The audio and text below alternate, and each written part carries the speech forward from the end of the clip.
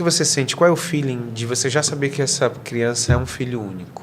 Ou uma filha única? Então, Jeff, sem querer polemizar já, né? Olha só, os haters, por favor, @Dr. Petros Oliva, vão lá e... Jefferson, a geração mimimi, né? Vamos polemizar. A geração mimimi, essa que a gente tanto fala e ouve falar, e tanta gente critica, né?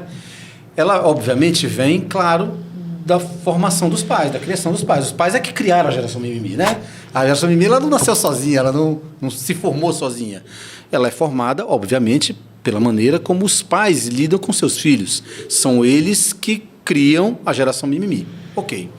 É aquela geração que a gente bem sabe que parece despreparada para as coisas, né? Para as dificuldades, para os arroubos da vida, para as rasteiras que a vida dá na gente. Todo mundo toma rasteira na vida normal, né? E parece ser uma geração despreparada a ponto de achar tudo mais difícil, tudo ruim, né? E eu, como eu te falei, o meu paciente ele vem sempre acompanhado dos pais, né? Então, quando eu comecei a observar a maneira como a criança lidava com os pais, eu comecei a dizer, rapaz, tem um negócio estranho aqui, eu jamais faria isso com meu pai e com minha mãe. Assim, arroubos até de desrespeito, de malcriação, que a gente chama, né? A gente conseguia observar aquilo. E um comportamento, infelizmente, na verdade, eu digo isso, um comportamento que aquela criança, ela exteriorizava para todos que estavam próximos, até para o médico que ela nunca viu, né? Então, eu começava a perceber que eram pacientes que só queriam fazer o que queriam, que não colaboravam com a consulta. E olha que, como eu falei, a gente vai ganhando experiência, né, Jefferson? E eu posso dizer que eu tenho muita facilidade de lidar com crianças. Eu gosto, primeiro de tudo, eu gosto de trabalhar com crianças. É uma coisa que me dá muita satisfação. Então, assim, eu tenho jeito com criança. E eu percebia que essas crianças eram muito resistentes a isso. Elas não queriam, elas queriam as coisas do jeito delas. E eu comecei a criar essa pergunta, né? Porque eu ganho a confiança do meu paciente conversando com ele. E aí, tem quantos irmãos? E aí a maioria dizendo, não tenho. Aí os pais respondiam, não, só é ele em casa. E aí eu começava a observar isso. Eu digo, olha, é isso. Então eu comecei... Pode ter milhares de situações. Pode ser porque a pessoa tem muito dinheiro ou porque tem pouco. Pode ser porque ela, sei lá, embora tem pai separado. Pode ser por um monte de coisas, viu, Jefferson? Mas eu notei que tem um ponto-chave na interseção daquele comportamento, que era o filho único. Como eu falei, é óbvio. Nayara está aqui, não nos deixa mentir sozinhos. Tem, claro, filhos únicos que têm uma vida diferente, né? Lidam com essa situação de maneira diferente. Ela falou aqui na apresentação dela que ela percebeu que precisava fazer diferente. Tem uns que não percebem. Mas assim, e é óbvio que a gente conhece, todos nós conhecemos, várias famílias com vários irmãos que tem um monte de gente lá que é problemático, que dá trabalho, que tudo, né?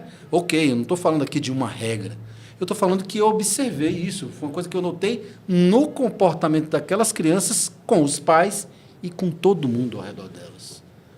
Um comportamento realmente bem diferente do menino que a gente perguntava, tem irmão. Tem irmão. Aquele menino mais obediente, aquele menino que entra no consultório, faz o furacão no consultório e depois ele arruma o próprio brinquedo. Ele arruma o brinquedo que ele está bagunçando. Ele tem irmão em casa. Ele tem que fazer isso, até porque às vezes ele está brincando com o brinquedo do irmão dele. Mas os filhos únicos, às vezes, tem que ter uma babá, o pai ou a mãe por trás fazendo isso, né?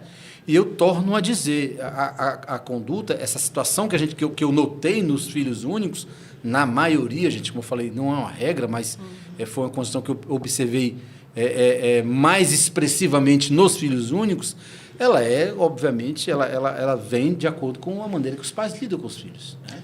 Carla, o Petros falando sobre isso, eu lembro muito da história de que tempos difíceis fazem homens fortes vão fazer tempos fáceis.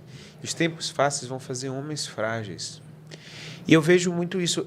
Eu entendo, e a gente vai falar aqui, eu não vou falar a sua idade, que você é bem mais nova do que eu e o Petros. Bem mais nova. Mas vamos dizer, a gente lembra muito o Petros, ainda moleque, a época que teve problema, a gente tinha inflação dia e noite. A Brasil gente tem ia para economia fila. difícil. A gente foi para fila. Eu lembro em Recife ainda, eu na fila do leite, você só Sim. podia comprar 2 sacos de leite. Exatamente. Então, nesse momento, quando a gente cresce, eu e o Petros, a gente vem de baixo, trabalha, ganha dinheiro, a gente dá muito valor saber que eu não sei se amanhã vai ter.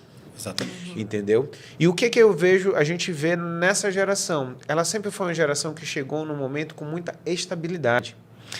E eles não passaram esses tempos difíceis. Até com fartura, né, gente? Chegaram até com com fartura. até com fartura. É. Mas eu vejo que existe essa mudança.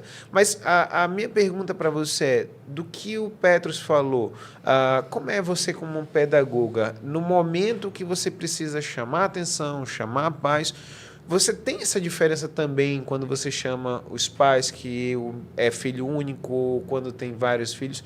Você tem na abordagem e na resposta dos pais a você? Sim, sim. Inclusive, a visão que o Dr. Petros traz, ele traz essa visão da infância, da criança, que é justamente com que... eu sou bem mais nova, mas vamos dizer que eu comecei com uns 10 anos, porque eu já tenho quase 30, na educação e como pedagoga também, trabalhando muito tempo com criança. Eu amo trabalhar com crianças. Trabalhei muito tempo com adolescente e agora estou na educação infantil. Então, o que a gente percebe? Esse mesmo comportamento que o Dr. Petros trouxe no consultório é o que nós percebemos na sala de aula.